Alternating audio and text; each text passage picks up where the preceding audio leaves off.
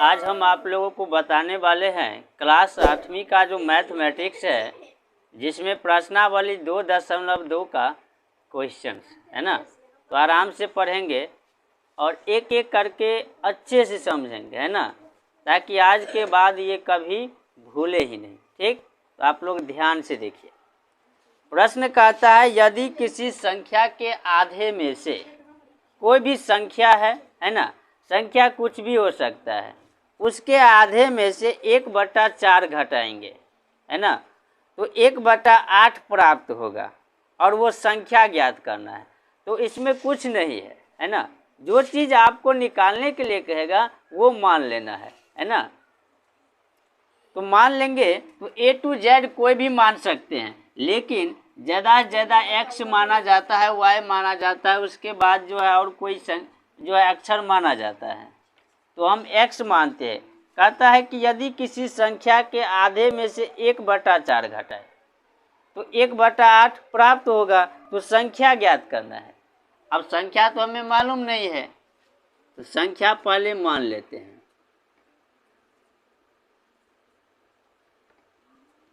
माना कि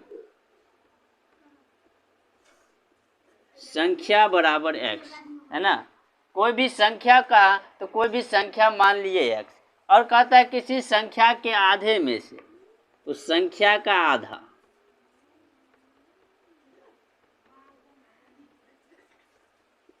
आधा का मतलब क्या हुआ? आधा का मतलब होता है 2 भाग, है ना, 2 बराबर भाग। तो इसका आधा कहेगा तो संख्या का आधा यानी 2 से भाग करेंगे, है ना। अब आइए प्रश्न से। प्रश्न में जो कहेगा वही करना है ना। प्रश्न में कहा किसी संख्या के कोई संख्या x माने, संख्या का आधा x/2 माने, तो किसी संख्या के आधे में से कितना घटाएंगे? 1/4 घटाएंगे। 1/4 प्रश्न कहता है तो 1/8 मिल जाता है ना। अब ये जो दिख रहा है ये एक समीकरण जैसे है, आराम से समीकरण बनाएंगे, जिससे पहले चैप्टर में बताए थे 2.1 में समीकरण था। इसी प्रकार से इसको हल करेंगे और आंसर प्राप्त हो जाएगा। देखिए इसमें x है और इस 1/4 में नहीं है, 1/8 में भी नहीं है, तो इन दोनों को क्या करेंगे? एक साइड करेंगे, है ना। x/2 ये बाएं साइड का बाएं साइड ही रह गया, बराबर 1/8। समीकरण का रूल क्या होता है? यदि इधर प्लस है तो माइनस हो जाएगा, इस साइड आने पर माइनस रहेगा तो प्लस हो जाएगा, गुना है तो भाग हो जाएगा और भाग है तो गुना हो जाएगा। यहाँ -1/4 है तो दाएं पक्ष में आएगा तो +1/4 x/2 बराबर। अब ये भिन्न जोड़ जैसे है, सिंपल साधारण भिन्न जोड़ करेंगे। 8 4 का लघुत्तम 8, 8 1 8 तो 1 1 1, 4 दूना 8 तो 2 1 1 दूना 2, या x/2 बराबर 2 1 3/8। कोना कोनी क्या होगा? गुना होगा। तो कोना कोनी गुना करेंगे 8 को x से तो 8x हो जाएंगे, और इसको गुना करेंगे 3 दूना 6 हो जाएंगे। x बराबर 8x के बीच में कुछ भी नहीं है, इसका मतलब गुना है, तो इस साइड जाएगा दाएं पक्ष तो भाग हो जाएंगे। 6/8 कट जाएंगे, 2 तिया 6, 2 चौक 8 यानी 3/4। अतः संख्या बराबर 3/4। बहुत आसान था। अब दूसरा देखते हैं क्या कहता है।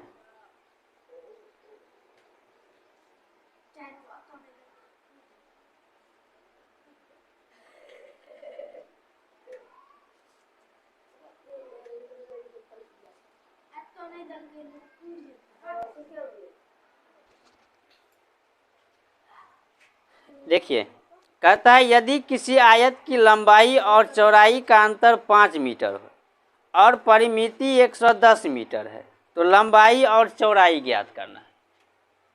अब सबसे पहले हमको ये समझना होगा कि आयत क्या होता है ना। अब आयत के बारे में जानकारी रहेगा तब तो हम लंबाई चौड़ाई को जान सकेंगे, है ना। तो आयत क्या होता है, एक चतुर्भुज होता है जिसके आमने सामने की भुजा बराबर होता है ना, और सभी कोण 90 डिग्री का होता है। ठीक, तो आयत में लंबाई भी होता है और चौड़ाई भी होता है। प्रश्न ये कहता है कि कोई भी आयत लिए उसके लंबाई और चौड़ाई का अंतर 5 है ना, यानी कि लंबाई जो होगा वो चौड़ाई से कितना ज़्यादा होगा, 5 मीटर ज़्यादा होगा, या चौड़ाई कम होगा तो 5 मीटर कम चौड़ाई होगा, है ना। परिमिति दिया है 110। परिमिति का क्या मतलब हुआ कि जितना भुजा है, 4 भुजा है, चारों भुजा को यदि हम जोड़ देंगे जितनी लंबाई है तो वो सब परिमिति हो गया, किसी चीज़ का परिमिति, है ना। तो आयत का लंबाई चौड़ाई का अंतर 5 मीटर दिया है, लेकिन लंबाई चौड़ाई नहीं दिया है, तो मान लेंगे।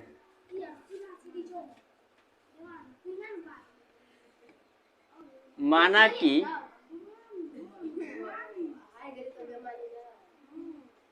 आयत की लंबाई बराबर x मीटर, है ना। लंबाई नहीं दिया है, इससे पहले भी बताए A to Z कोई भी मान सकते हैं, ज़्यादा x माने जाते हैं, तो x माने।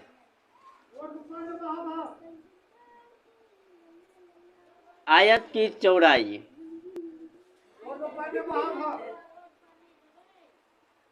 चौड़ाई का मतलब क्या हुआ, दिया है कि 5 मीटर कम है ना, तो 5 मीटर क्या करेंगे, कम करेंगे। अंतर पूछता है, यदि चौड़ाई मानते तो लंबाई में 5 प्लस कर देते, है ना। यहाँ लंबाई माने हैं तो चौड़ाई में 5 माइनस कर दिए। अब प्रमाण में आइए।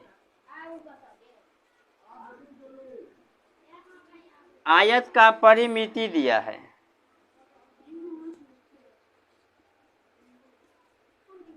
110 मीटर, है ना। तो आयत का परिमिति 110 मीटर है। यहाँ पे आपको एक सूत्र याद रखना पड़ेगा जो काफ़ी महत्वपूर्ण है, आगे भी काम आता है। तो देखिए, आयत का परिमिति होता है 2 इंटू लंबाई प्लस चौड़ाई, है ना, बराबर 110 मीटर। आयत का ये परिमिति होता है और ये महत्वपूर्ण है ना। यही क्षेत्रफल रहता है तो लंबाई गुने चौड़ाई होता है, परिमिति है। 2 इंटू लंबाई कितना दिया है, x माने हैं, चौड़ाई कितना माने हैं, x माइनस 5 माने, 110। ये भी एक समीकरण हुआ, आराम से समीकरण बनाएंगे।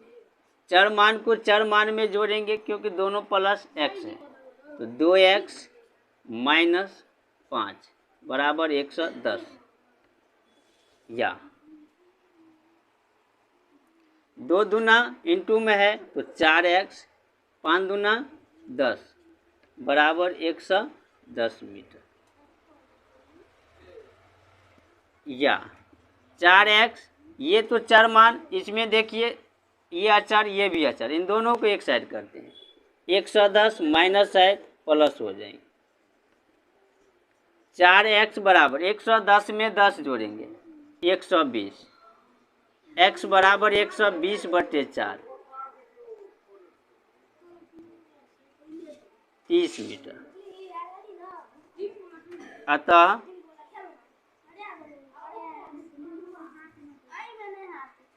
आयत की लंबाई x यानी 30 मीटर, आयत की चौड़ाई x माइनस 5, 30 माइनस 5 यानी 25 मीटर, है ना। अब तीसरा प्रश्न देखते हैं।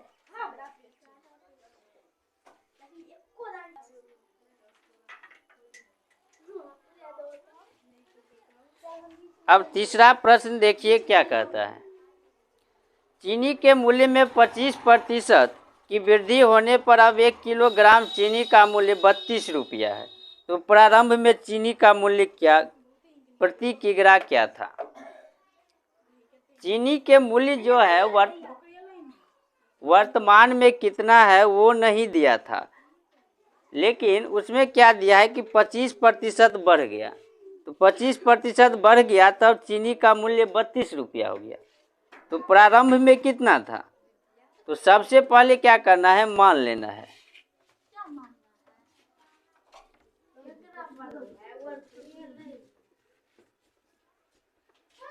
माना कि प्रारंभ में चीनी का मूल्य x रुपया है ना। प्रारंभ में चीनी का मूल्य कितना? x रुपया।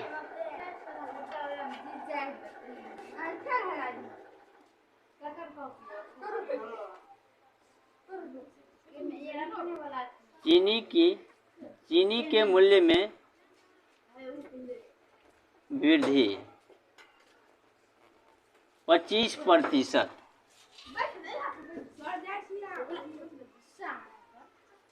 x का 25% का मतलब गुना, तो 25/100 x/4 प्रश्न से है ना। प्रारंभ में चीनी का मूल्य x रुपया मान लिए और चीनी के मूल्य में वृद्धि कितना? 25%। x का 25% x था और x/4 तो हो गया 32। अब समीकरण आराम से बनेंगे। यहाँ दोनों में x लगा है, भिन्न जोड़ करेंगे। 4x + x या 4×1 5x/4 32। यहाँ कुछ नहीं है बट्टे में, तो 1 है, कोना कोनी गुना होगा। 5x = 32 चौका 128, x = 128 बट्टे में 5, इधर गुना में है तो इस साइड भाग में आया। 5 दूना 10, 25 25, 5 6 30। अतः प्रारंभ में चीनी का मूल्य x = 25.6 रुपया। ये 1 2 और 3 बन गया। इससे आगे अगले वीडियो में बढ़ेंगे।